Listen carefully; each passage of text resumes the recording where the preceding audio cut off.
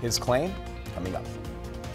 Good morning. Thanks for joining us. As Chet just mentioned, that is our top story for you this morning. The former deputy who did not confront the gunman during the school shooting in Parkland, Florida, is now giving his side of the story. That's right. Deputy Scot Peterson stayed outside the building while that rampage was underway. But as CNN's Martin Savidge reports, Peterson's attorney says the deputy believed the shooter was outside. And I would just like to say that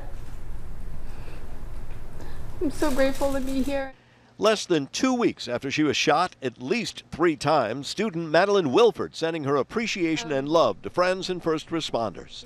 Like my mom said, it's times like these when I know that we need to stick together, and I've seen a lot of positive posts about what's been going on at the school, and I just love the fact that we're sticking together. A contrast to controversy over what armed deputies did or did not do in the first moments after the shooting. I've been a school resource officer for 25 years. Former school resource officer Scot Peterson paints a very different picture than this one from the county sheriff. It makes me sick to my stomach that we had a deputy that didn't go in, because I know if I was there, if I was on that wall, I would have been the first in, along with so many of the other people. In a statement from his attorney, Peterson says when the shooting began, he received a call of firecrackers and not gunfire in the area of the 1200 building.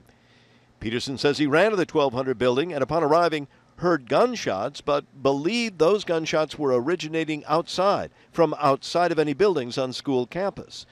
The statement goes on. Consistent with his training, Mr. Peterson took up a tactical position between the 700 and 800 building corridor corner. The attorney also says his client did take action, saying that he was the first to notify the sheriff's office of shots fired and initiated a code red lockdown of the entire campus. The attorney also says the former school resource officer had the presence of mind to tell authorities to review the school's security cameras to locate the gunman. Let there be no mistake, Mr. Peterson wishes that he could have prevented the untimely passing of the 17 victims that day. No, Sheriff Israel told Jake on State of the Union he's investigating reports that other deputies also declined to go in.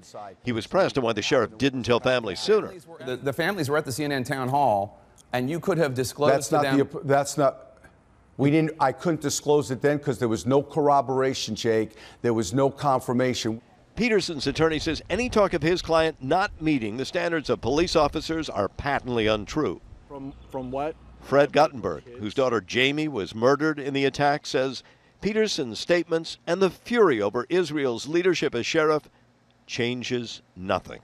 I don't have sympathy for anybody right now that, unfortunately didn't do what they needed to do to save my kid.